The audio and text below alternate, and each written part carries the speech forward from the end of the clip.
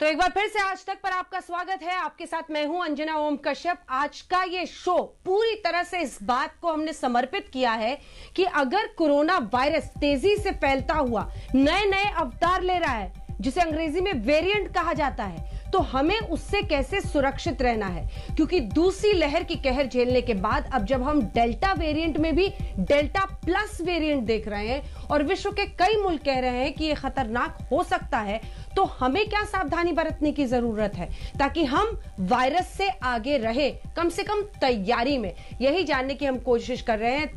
तमाम मेहमान हमारे साथ बने हुए हैं जिनके साथ हम चर्चा लगातार कर रहे हैं और सीधे आपको एक बार फिर से लिए चलते हैं। डॉक्टर गंगा खेडकर, आपके पास आते हुए सर, मेरा सवाल आपसे यह है कि आपने देखिए हर मुद्दे पर जानकारी दे दी है। आपने कहा है वैक्सीन भी हमें लेना है, कारगर ये उस पर साबित होगा, हमें कोविड प्रॉपर जो बिहेवियर है वो भी फॉलो करना है, प्रोटोकॉल पूरा। तीसरी बात, जीनोम सीक्वेंसिंग की जो उन्होंने कही, क्या पर्याप्त रिसर्च अभी डेल्टा प्लस के बारे में है और हम इस वायरस के इस अवतार के बारे में क्या जानते हैं? डेल्टा प्लस के बारे में जैसा मैंने पहले बोला, उसमें डेल्टा जो पुराना उससे पहले जो डिटेक्ट हुआ वह जो विषाणु था उसको छोड़ के और एक जो 417K417N नाम का म्यूटेशन हुआ है, जो साउथ अफ्रीका के जो वेरिएंट्स थे जिनके वजह से वैक्सीन की एफिकेसी कम हुई ऐसा अंदेशा था, उन वेरिएंट में से ये एक म्यूटेशन उसमें ऐड हो गया है। क्या ये बहुत ज्यादा लोगों को हो रहा है? अभी भी कोई सबूत नहीं है। जब हम बोलते हैं 50 लोगों को हो रहा है, इसका मायना क्या हमको सही मानों में वो संख्या समझी है? सही मानों में नहीं समझी है।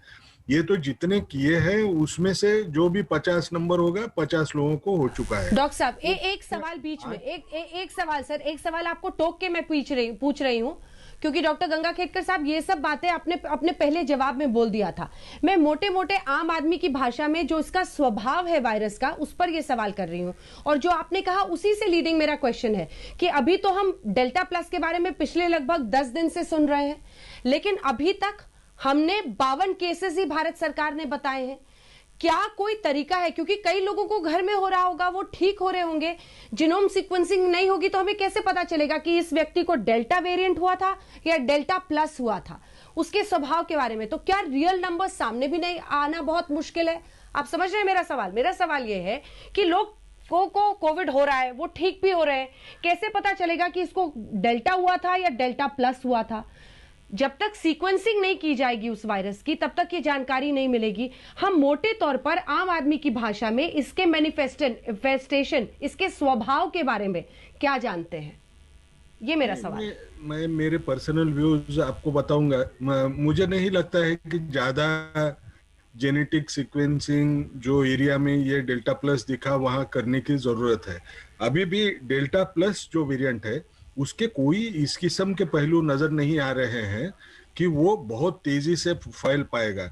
आप अगर इंग्लैंड का अभी डेटा देखें, जहां ये जीनोमिक सीक्वेंसिंग बहुत ज्यादा तौर पे हो रही है, तकरीबन 45,000 जो सीक्वेंसेस हुए हैं उनमें आपको डेल्टा वाले म्यूटेशंस नजर आते हैं, लेकिन आपको जो ये 417N वाला जो म्यूटेशन है जो डेल्टा प्लस में है, उसके म्यूटेशंस अगर देखें तो उनकी संख्या अभी भी 100 के ऊपर जाना भी नहीं हुआ है।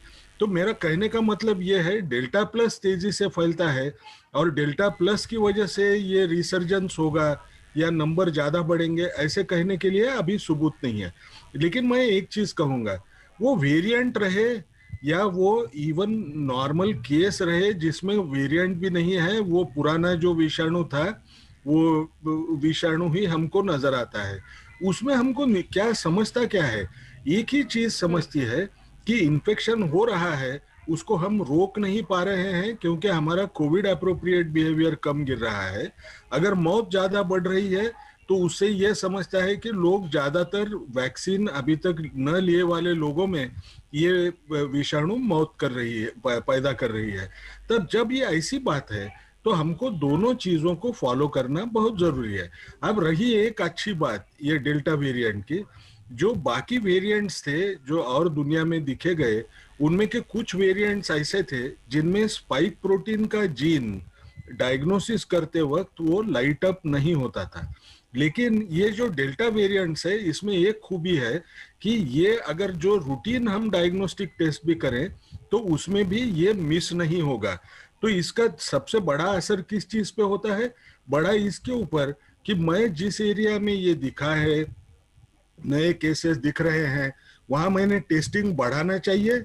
वो भले वेरिएंट रहे ना वेरिएंट रहे, मैंने क्या करना है, तो उसको आइसोलेट करना है, उसको अगर ट्रीटमेंट देने की जरूरत है तो ट्रीटमेंट देना है, उसका कांटेक्ट ट्रेसिंग फॉरवर्ड और बैकवर्ड दोनों कांटेक्ट ट्रेसिंग होना है। ये अगर हम सक्सेसफुली कर पाए तो इस विषाणु को रोकने में हम काफी ढंग तक कामयाब हो सकते हैं। कुछ पर्सनल रिस्पॉन्सिबिलिटी हमारी, वैक्सीन लेना और कोविड एप्रोप्रिएट बिहेवियर का पालन